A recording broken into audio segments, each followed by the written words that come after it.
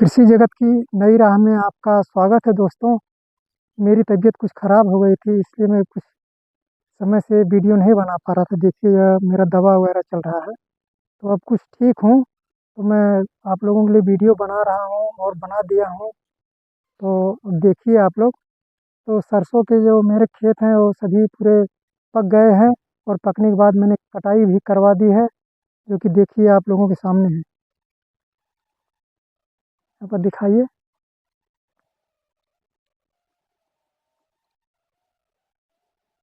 चलो आगे।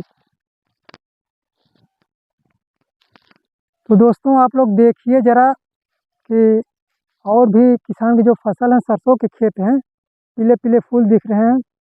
यहाँ पर उस तरफ भी दिखाइए। तो सारी तरफ जो आप देखेंगे पीले पीले फूल जो सरसों के हैं, अभी सरसों पूरे हरे हैं। 1 डेढ़ महीना लगेंगे इनको पक कर तैयार होने में। और देखिए, यह सरसों का खेत जो है पूरा पक कर तैयार है, उसमें कटाई भी हो चुकी है। उसमें सब बंडल जो बंधे हुए हैं, इनको भी आप देखिए। जो मैं पहले से आपको दिखा रहा था वही खेत, वहाँ वहाँ पर भी दिखाइए। थोड़ा खंबा वम्बा है जो, तो आप देखिए। और थोड़ा मैं आगे आपको ले चल रहा हूँ। कुछ मेरे एक खेत जो 2 खेत जो मेरा नहीं कटा हुआ है, उसको भी अभी मैं दिखाऊंगा आप लोगों को। आइए दिखाइए। यह खेत कम से कम 3 बीघे का होगा। 3 बीघा नहीं तो 2.5 बीघा का जरूर होगा। यहाँ पर दिखाइए, थोड़ा वहाँ तक दिखाइए।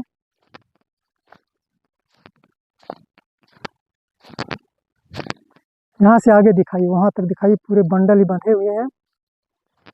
हमारे यहाँ बोझ कहते हैं, और तो मान लीजिए इंग्लिश में बंडल कहेंगे आप लोग। तो सरसों सब ये जो पक कर तैयार हो गए, इनको हमने काट दिया है। और 1 2 खेत जो मेरे बचे हुए हैं वो कटने के लिए तैयार हैं। उसमें भी हाथ लग गया, मैं आपको ले चल रहा हूँ और उसको भी दिखाऊंगा। तो आप लोग देखिए, जो सारी फसल कट कर तैयार हैं, इनको बांध दिया गया है।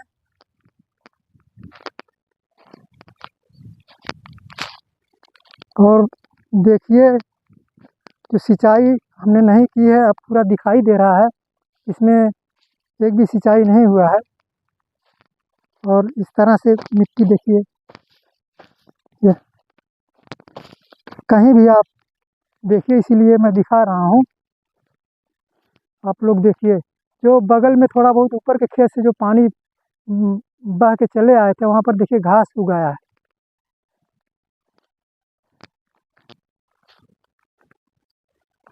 दिखा दीजिए। और सारे सरसों इसमें के कट चुके हैं।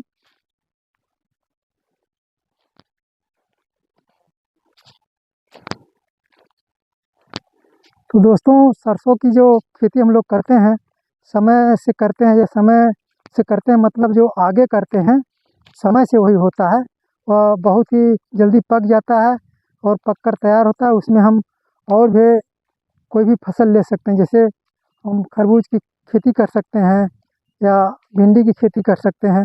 इस तरह से हम कई प्रकार की खेतियाँ और भी कर सकते हैं।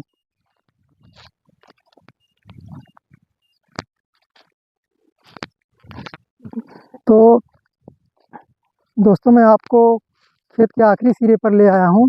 और यहाँ पर देखिए, जो मेरे पड़ोसी का सरसों का खेत है, इन्होंने भी साथ में ही लगभग बोया हुआ था। तो इन्होंने अपने खेत की सिंचाई कर दी है। इनका भी सरसों देखिए पक कर तैयार हो गया है।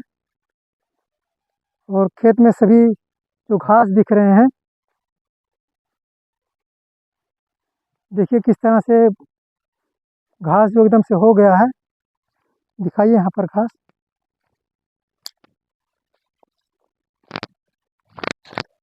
ये भी पक कर तैयार है, इसको किसी कटाई शुरू हो रही है। बोलिए। तो दोस्तों देखिए, मैं मेरा जो ये दूसरा खेत है, इसमें भी कटाई चल रही है। वहाँ पर देखिए काटा हुआ है कुछ खेत। तो यहाँ पर देखिए एकदम मिट्टियाँ एकदम से दिख रही होंगी आपको। यहाँ पर दिखाइए, घास फूस एक भी नहीं है। आइए ज़रा दिखा दीजिए लोगों को, तो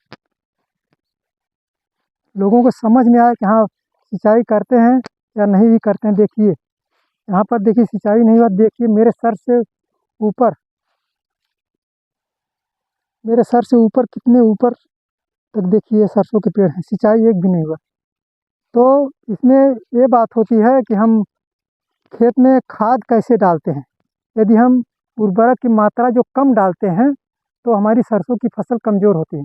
यदि हम उर्वरक की मात्रा भरपूर डालते हैं तो हमारी फसल बहुत ही ज़्यादा उम्दा होती है और तेज़ी से बढ़ती है। तो इसमें डीएपी वगैरह बहुत अच्छे से दिया गया था, लेकिन फिर भी इसमें हम 10-15 किलो और दे सकते हैं। ये जो खेत है, तो आइए थोड़ा और दिखा दीजिए, इस तरफ से आइए थोड़ा दिखाइए।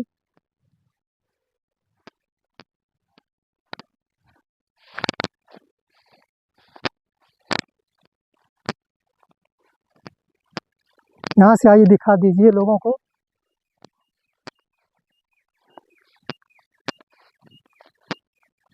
एक ही जैसे हैं, या थोड़ा नीचे पड़ता है, ढालू थोड़ा है। देखिए इस तरफ दिखाइए, देखिए मेरा सरसों है और ये बगल में जो है, बगल में जो नीचे है मेरे इस तरफ है, मेरे पटीदार का है। देखिए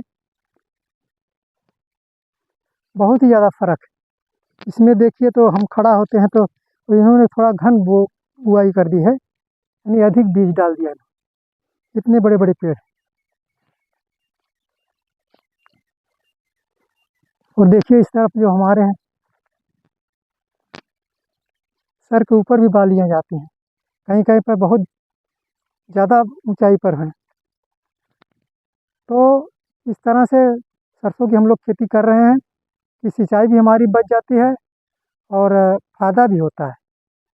तो दोस्तों आप लोग देखिए, मेरा जो पहले थोड़ा बहुत 2-4 दिन का पहले का था सरसों कट कर बच चुका है, और इसके नीचे वाला जो खेत है ये अभी एकदम पूरा पक कर तैयार है। देखिए इसमें भी कटाई शुरू हो गई है, बस 2-1 दिन में कट जाएगा। कटने के बाद हम इसकी थोड़ा सूख जाएगा तो हम इसकी मड़ाई कर देंगे ट्रैक्टर से। बिना तोड़े हुए मड़ाई करते हैं, तो इसमें तोड़ने के बाद समय लगता है, फिर ज़्यादा पैसे की बर्बादी होती है, इसलिए हम तुड़ाते नहीं हैं। ऐसे ही सीधे इसमें ट्रैक्टर में डाल के इसकी दवाई मड़ाई कर देते हैं।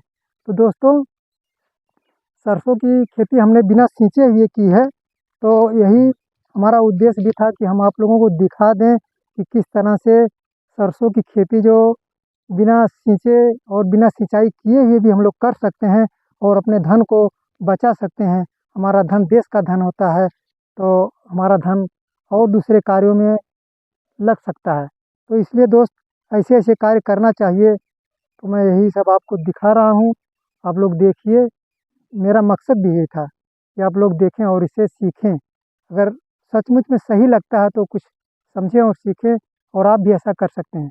अगर उपजाऊ भूमि है तो बहुत बेहतरीन सरसों होगा, और इसमें जो डीएपी की मात्रा होती है उसको कम न करें, क्योंकि जुताई हमें वही करना होता है, हर चीज़ वही करना होता है, खाद भी वही डालना होता है।